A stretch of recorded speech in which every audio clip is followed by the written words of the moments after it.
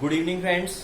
इससे पहले वीडियोस में हमने अकाउंटिंग रेशियो के अंदर लिक्विडिटी रेशियो और हमने सॉल्वेंसी रेशियो को कंप्लीट किया है। और फ्रेंड्स आज हम स्टार्ट कर रहे हैं एक्टिविटी रेशियो।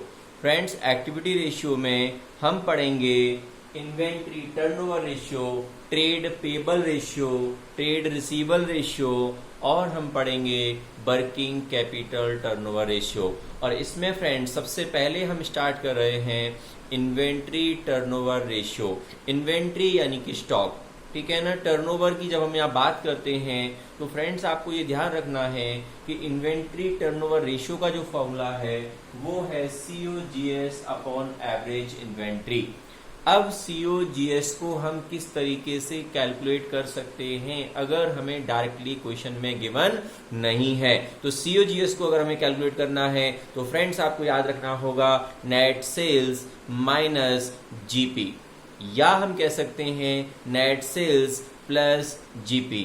अगर क्वेश्चन में GP और सेल की इंफॉर्मेशन गिवन है तो इन दो तरीकों से हम COGS को कैलकुलेट कर सकते हैं। लेकिन फ्रेंड्स अगर आपको नेट सेल्स और ग्रॉस प्रॉफिट नहीं दिया हुआ है, ऐसे समय में आप COGS का फॉर्मूला है हमारे पास में opening inventory plus net purchase plus direct expenses minus closing stock. Direct expenses की इंफॉर्मेशन अगर क्वेश्चन में गिवन नहीं है तो हम वहां पर एज्यूम कर लेते हैं निल, और अगर डायरेक्ट एक्सपेंसेस की इंफॉर्मेशन गिवन है तो हम किस तरीके से समझेंगे कि ये एक्सपेंसेस डायरेक्ट हैं या इनडायरेक्ट हैं। अगर डायरेक्ट एक्सपेंसेस डायरेक्ट लिखा हुआ है डायरेक्ट एक्सपेंसेस तो सोचने की जरूरत नहीं है, लेकिन अगर डायरेक्ट नहीं लिखा हुआ है तो हम किस तरीके से समझेंगे। तो फ्रेंड्स आपको ध्यान रखना है डायरेक्ट एक्सपेंसेस के मैं कुछ एग्जाम्पल दे रहा हूं और उन एग्जाम्पल्स में हमारे पास में है वेजेस या वेजेस एंड सैलरी। ध्यान रखिएगा सैलरी एंड वेजेस होगा तो ये डायरेक्ट एक्सपेंसेस नहीं होगा। इसी तरीके से फ्रेंड्स हमारे पास में है फ्रेट, कैरिज इनवर्ड। इस तरीके से ये सारे खर्चे जो होते हैं वो डायरेक्ट एक्सपेंसेस होते हैं। डायरेक्ट एक्सपेंसेस को अगर आपको समझना है तो आप ऐसे भी समझ सकते हैं, जब भी आप कोई बिजनेस करते हैं तो बिजनेस करते समय जब आप कोई आइटम परचेज करते हैं और परचेज करने के लिए जो खर्च कर रहे हैं वो हमारे लिए डायरेक्ट है और सेल करने के लिए जो खर्च कर रहे हैं वो हमारे लिए इनडायरेक्ट है। और अगर आप इसको और ज्यादा बेहतरीन समझना चाहते हैं तो फिर हमें 11th में जाना होगा। तो इस तरीके से फ्रेंड्स मैंने आपको ये भी बता दिया। अब हम बात करते हैं अगर मैन्युफैक्चरिंग यूनिट है और अगर हमको COGS निकालना है तो सबसे पहले हमें जो ध्यान रखना होगा वो हमें ध्यान रखोगा कॉस्ट ऑफ मटेरियल कंज्यूम्ड। क्या ध्यान रखना होगा? Cost of material consumed. Cost of material consumed जब आपने ध्यान रख लिया फिर आपको ध्यान रखना होगा purchase of stock in trade, और इसके साथ साथ में आपको ध्यान रखना होगा चेंज इन इन्वेंट्री, यानी कि स्टॉक में जो चेंज हो रहा है वो हो सकता है कि आपके पास में स्टॉक इन ट्रेड का हो, फिनिश गुड्स का हो, या फिर WIP का हो या स्टॉक इन ट्रेड का हो, किसी का भी चेंज इन स्टॉक हो सकता है। और फ्रेंड्स हमने बात की हुई है डायरेक्ट एक्सपेंसेस की, तो डायरेक्ट एक्सपेंस के बारे में मैंने अभी आपको बताया हुआ है। उस तरीके से आप ध्यान रखेंगे कि डायरेक्ट एक्सपेंसेस में कौन से आइटम्स आने वाले हैं। इस तरीके से COGS की इंफॉर्मेशन हमें या तो इस तरीके से या इस तरीके से या फिर इस तरीके से या फिर इस तरीके से हम आसानी से कैलकुलेट कर सकते हैं।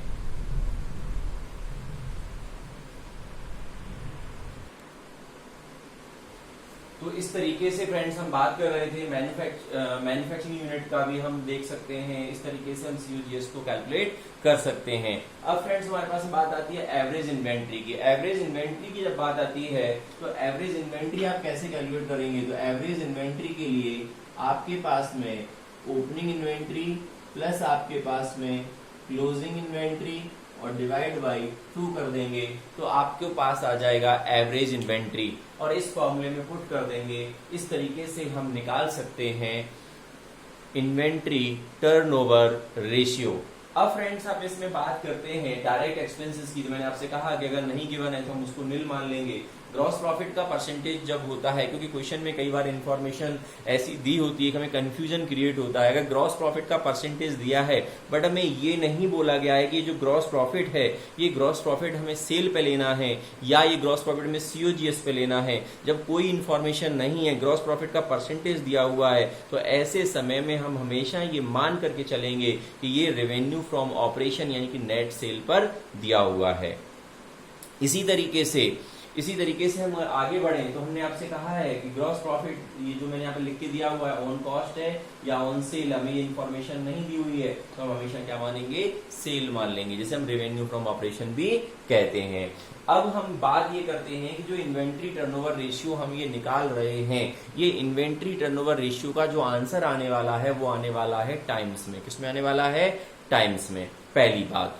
दूसरी बात, इन्वेंट्री टर्नओवर रेशियो निकाल के हम करेंगे क्या, क्योंकि फ्रेंड्स सबसे बड़ी प्रॉब्लम ये होती है कि बच्चा आंसर तो निकाल लेता है लेकिन वो ये नहीं समझ पाता है कि ये हम क्यों निकाल रहे हैं, ये निकाल लिया है तो ये क्या कह रहा है, इसका मतलब क्या है, इसका यूज कैसे होगा, बिजनेस में अगर हम करेंगे तो इसका क्या बेनिफिट्स होंगे हमारे लिए। तो ध्यान रखिए फ्रेंड्स, ये इन्वेंट्री टर्नओवर रेशियो का जो आपके पास में आंसर आने वाला है वो आंसर आएगा, तो अब हम उस आंसर के बेसिस पे जाते हैं कि वो आंसर कम भी हो सकता है, ज्यादा भी हो सकता है, बहुत ज्यादा भी हो सकता है। तो इन्वेंट्री टर्नओवर रेशियो का आंसर अगर कम आ रहा है, कम का मतलब है काफी लो में आ रहा है, टाइम्स काफी कम है, इसका मतलब है कि वो ये कहते हैं कि इसका मतलब है कि inefficient use of investment in stock, यानी कि आपने स्टॉक में जो पैसा लगा करके रखा हुआ है वो एक तरीके से पैसा उसमें ब्लॉक हो गया है, उस पैसे का आप यूटिलाइजेशन नहीं कर पा रहे हैं। जब उस पैसे का आप यूटिलाइजेशन नहीं कर पा रहे हैं, इसका मतलब है कि वो पैसा ब्लॉकेज आपने कर दिया, उसका यूटिलाइजेशन आपने नहीं कर पाया, इसका मतलब है कि उसका इफिशिएंट यूटिलाइजेशन जैसा होना चाहिए वो नहीं हो पाया, यानी कि पैसा आपका ब्लॉक है, यानी कि आपको उतना पैसा इन्वेस्टमेंट करने की जरूरत नहीं थी स्टॉक्स के अंदर। दूसरी बात हमने यहाँ पे समझी है, वो समझी है कि ओवर इन्वेस्टमेंट, यानी कि जितना हमें इन्वेस्टमेंट करना चाहिए था स्टॉक में उससे ज्यादा हमने कर दिया, ठीक है। इसी तरीके से हम बात करते हैं हायर, अगर ये हायर है रेशियो हमारा अगर लो नहीं है, ज्यादा आ रहा है, 3-4 से ऊपर की तरफ जा रहा है, तो ये कहता है कि better use of capital and resources, जो पैसे आपने इन्वेस्टमेंट में लगाए हुए हैं, जो पैसे आपने इन्वेस्टमेंट इन स्टॉक में किए हुए हैं, उनका आप बहुत अच्छा यूज कर पा रहे हैं, अच्छी बात है हमारे लिए। लेकिन बहुत ज्यादा हाई है, 10, 15, 20 जा रहा है, ऐसे समय में हमने कहा कि हम ओवर ट्रेडिंग की बात हो रही है, ओवर ट्रेडिंग हो रही है, अगर ओवर ट्रेडिंग हो रही है तो आपका शॉर्टेज ऑफ वर्किंग कैपिटल होगा, यानी कि आपको प्रॉब्लम क्रिएट होगी। प्रॉब्लम क्रिएट ये होगी कि स्टॉक रखने के लिए जो पैसे चाहिए वो आपके पास में नहीं हो पाएंगे और ओवर ट्रेडिंग होने की वजह से स्टॉक आपका पूरा साफ हो जाएगा। ऐसे समय में कस्टमर आपकी शॉप से लौट करके जाएगा, क्योंकि उतना स्टॉक आप कैसे मेंटेन करेंगे। तो ये सारी बातें फ्रेंड्स हमारे पास में हो जाती हैं। अब हम यहाँ पर बात कर रहे थे चेंज इन इन्वेंट्री, हम बात कर रहे थे चेंज इन इन्वेंट्री। देखो फ्रेंड्स, मैंने मैन्युफैक्चरिंग यूनिट में जब यहाँ लिखा चेंज इन इन्वेंट्री तो बच्चों को एक कंफ्यूजन होता है कि चेंज इन इन्वेंट्री मतलब क्या। देखिएगा, बच्चों को कंफ्यूजन होता है चेंज इन इन्वेंट्री, तो हमें कैसे समझना है, हमें इस तरीके से समझना है कि अगर ओपनिंग जो है, अगर ओपनिंग हमारा ज्यादा है क्लोजिंग से, तो अगर चेंज इन इन्वेंट्री जो है उसको हम ऐड करेंगे। ओपनिंग अगर ज्यादा है क्लोजिंग से, ध्यान रखिएगा, ओपनिंग अगर ज्यादा है क्लोजिंग से तो हम ऐड करेंगे, लेकिन अगर ओपनिंग कम है क्लोजिंग से, यानी क्लोजिंग ज्यादा है, ऐसे समय में हम माइनस करेंगे। इसलिए मैंने यहाँ पे लिख दिया है कि चेंज इन्वेंट्री कब प्लस होगा और कब माइनस होगा। अब फ्रेंड्स मेरे पास में एक ही चीज बचती है, सीओजीएस नॉट गिवन। देखिएगा, सीओजीएस, मान लीजिए सीओजीएस की हम बात कर रहे हैं, फिर सीओजीएस है ही नहीं है, ऐसी कोई इन्फॉर्मेशन भी नहीं है इनमें से, ना ये है ना ये है ना ये है ना ये है, ऐसी कोई इन्फॉर्मेशन भी नहीं है कि जिससे हम सीओजीएस निकाल लें। जब इन्फॉर्मेशन कोई नहीं है कि हम सीओजीएस निकाल लें, ऐसे समय पर हम सीओजीएस की जगह पर क्या यूज कर सकते हैं, ऐसे समय पर हम सीओजीएस की जगह रेवेन्यू फ्रॉम ऑपरेशन यूज कर सकते हैं। तो इस तरीके से इन्वेंट्री टर्नओवर रेशियो के जो क्वेश्चंस हैं वो आसानी से हो जाएंगे। खास करके जो सिंपल क्वेश्चंस हैं वो इन फॉर्मूले के बेस पे आसानी से हो जाएंगे। जो कंफ्यूजन वाले क्वेश्चंस हैं वो 1-2 क्वेश्चंस मैं आपको प्रैक्टिस करवा दूंगा।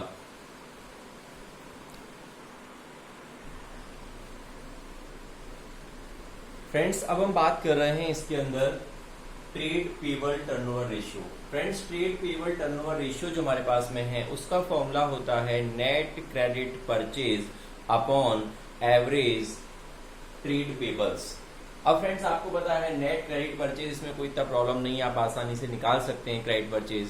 और एवरेज ट्रेड पेबल की हम बात करते हैं तो opening creditor, opening bills payable, closing creditor, closing bills payable divide by 2, तो हमारे पास में आ जाता है एवरेज ट्रेड पेबल्स। और अगर हम इस फॉर्मूले में पुट कर देंगे तो हमारे पास में आ जाएगा ट्रेड पेबल टर्नओवर रेशियो।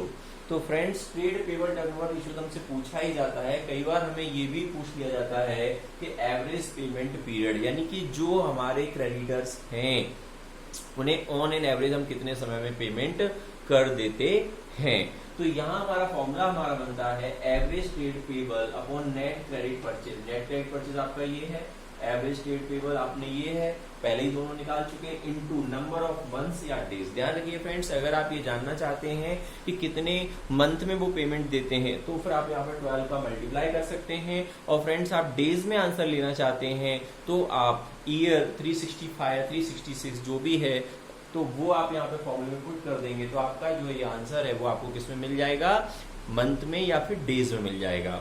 लेकिन फ्रेंड्स अगर आप ये दोनों आपके पास में दिए हुए नहीं, आपके पास डायरेक्ट दिया हुआ है ट्रेड पेबल टर्नओवर रेशियो, तो friends trade payable turnover ratio के साथ भी आप आंसर निकाल सकते हैं। कैसे निकाल सकते हैं, मंथ्स या डेज जो भी आप आंसर चाहिए वो लिखेंगे और जो answer trade payable turnover ratio का आया है वो आप यहाँ पुट कर देंगे तो आपका आंसर मंथ्स या डेज में आ जाएगा। मंथ में आंसर चाहिए तो 12 को रख दीजिएगा, डेज में आंसर चाहिए तो 365 या 366 को पुट कर दीजिए। इस तरीके से आपका ये average trade payable turnover ratio और फ्रेंड्स आपको एवरेज पेमेंट पीरियड ये दोनों ही आपको आसानी से मिल जाएंगे। लेकिन अब हम ये चाहते हैं कि भैया ये हाई या लो, भाई इसका आंसर अगर हाई आ रहा है तो वो हमें क्या इंडिकेट कर रहा है। तो फ्रेंड्स ध्यान रखिएगा, अगर हाई आ रहा है इसका मतलब होता है लेस क्रेडिट पीरियड। अगर मेरा बिजनेस है और मेरे बिजनेस में अगर ये ऐसा हो रहा है इसका मतलब है कि सामने वाला मुझे कम समय दे रहा है, सामने वाला मुझे क्या दे रहा है, कम समय दे रहा है। लेकिन अगर मैं क्रेडिटर हूं सामने वाले का है तो फिर मेरे लिए अच्छा है।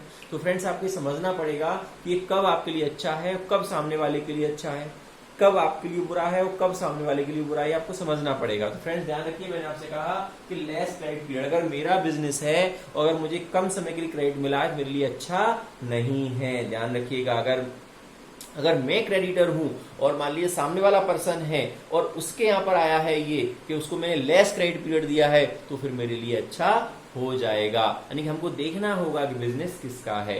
इसी तरीके से हमने बात की हुई है अर्ली पेमेंट में जल्दी पेमेंट हो जाएगा। Not availing full credit period में मान लीजिए हम 2 महीने 3 महीने का देते हैं वो हमने उसको नहीं दिया है या हमको नहीं मिला है। लो की बात करते हैं, मोर क्रेडिट पीरियड। अगर मान लो मेरा बिजनेस है और अगर मेरे बिजनेस में अगर ये लो निकल करके आया है रेशियो तो मेरे लिए बहुत अच्छा है, मेरे लिए बहुत अच्छा है। लेकिन अगर मेरा बिजनेस नहीं है, मैंने किसी दूसरे को ये दिया हुआ है तो फिर मेरे लिए अच्छा नहीं है। इस तरीके से फ्रेंड्स हमको ट्रेड पेबल टर्नओवर रेशियो के जो क्वेश्चंस होंगे उनको बहुत हम आसानी से कर सकते हैं।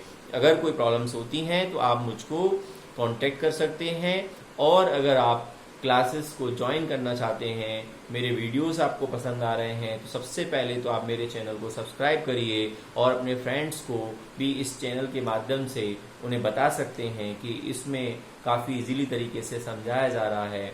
और अगर आप ऑनलाइन ऑफलाइन भोपाल में कहीं भी क्लासेस अगर आप ज्वाइन करना चाहते हैं तो फिर आपको मेरे मोबाइल नंबर पर कांटेक्ट करिए और मोबाइल नंबर है 8839573906। इस नंबर पर आप मुझे कांटेक्ट कर सकते हैं। Good night.